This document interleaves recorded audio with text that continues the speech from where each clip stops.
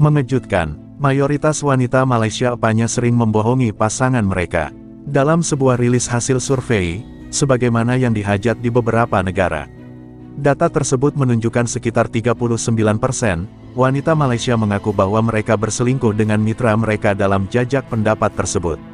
Di mana survei ini dilakukan dengan meliputi 29.000 perempuan di 36 negara.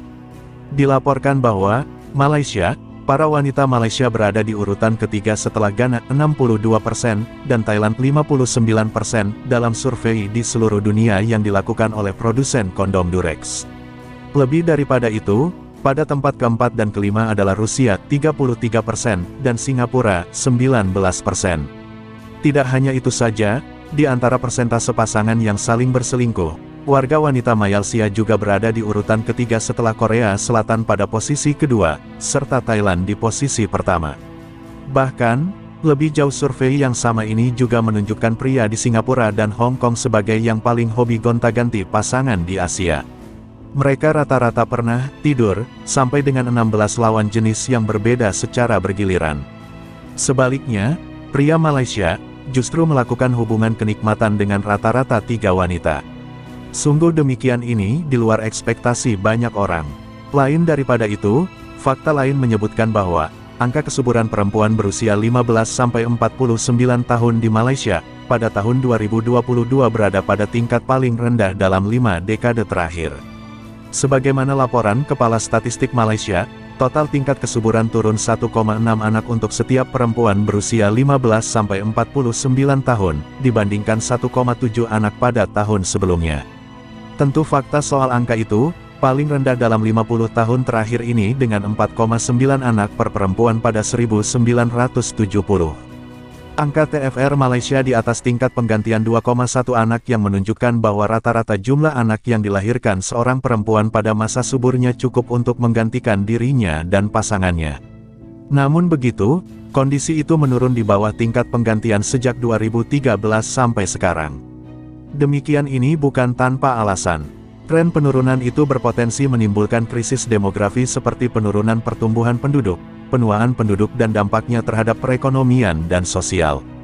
Jikapun mengacu pada Manual Principles and Recommendations for a Vital Statistics, Divisi Statistik Perserikatan Bangsa-Bangsa, tingkat penggantian 2,1 berarti rata-rata jumlah anak yang dilahirkan seorang perempuan yang mempunyai anak perempuan yang masih hidup sampai anak tersebut melahirkan. Jikapun tingkat penggantian kesuburan konstan dalam jangka waktu yang lama, setiap generasi akan menggantikan dirinya sendiri dan pasangannya tanpa memperhitungkan migrasi penduduk. Selama periode ini, TFR seluruh kelompok etnis besar di Malaysia menunjukkan tren menurun.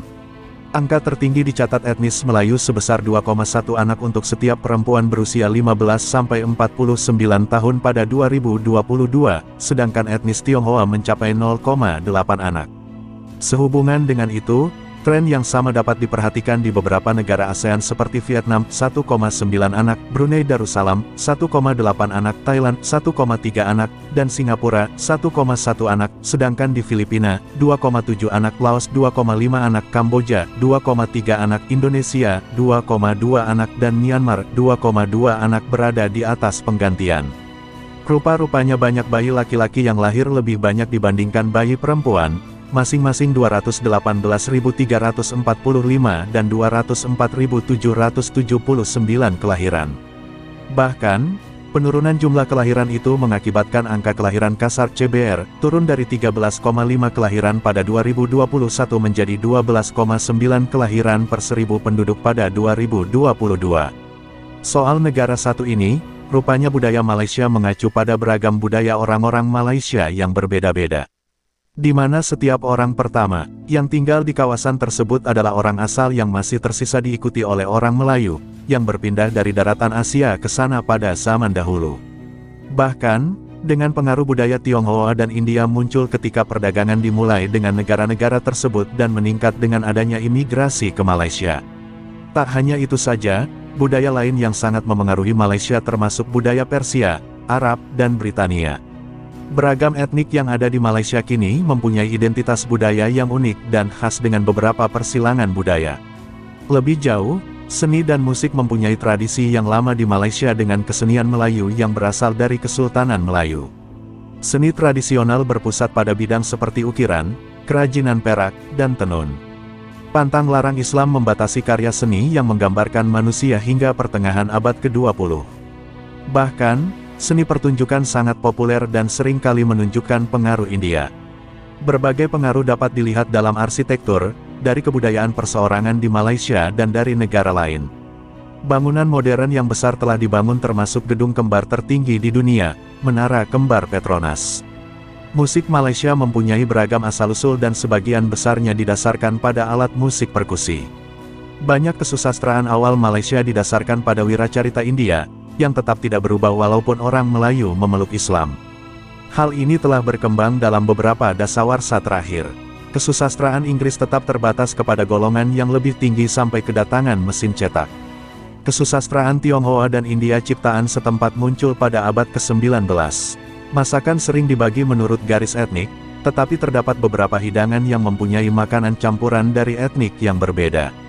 Setiap kelompok agama besar mempunyai hari suci utama yang dinyatakan sebagai hari libur resmi. Hari libur resmi berbeda di setiap negara bagian, yang paling meluas adalah Hari Merdeka untuk menyambut kemerdekaan Malaya. Walaupun perayaan sering kali berasal dari latar belakang etnik tertentu, perayaan itu dirayakan oleh semua orang di Malaysia. Olahraga tradisional sangat populer di Malaysia dan tetap menjadi kekuatan besar dalam olahraga antarbangsa seperti bulu tangkis.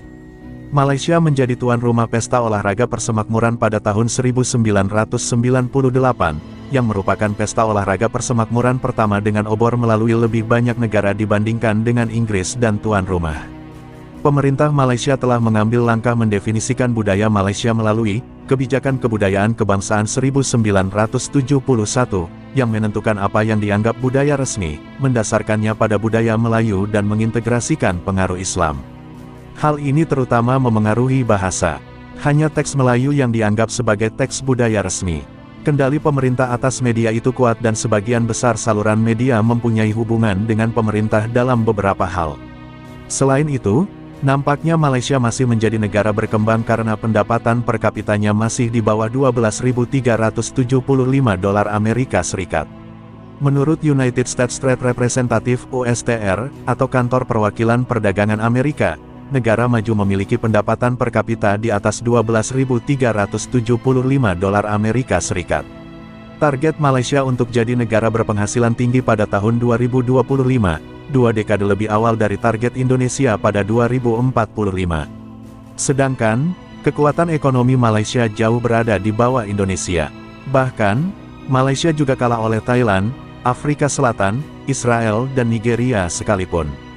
Malaysia berada di urutan ke-42 dengan total PDB sebesar 194 miliar dolar atau hampir 2.000 rupiah triliunan.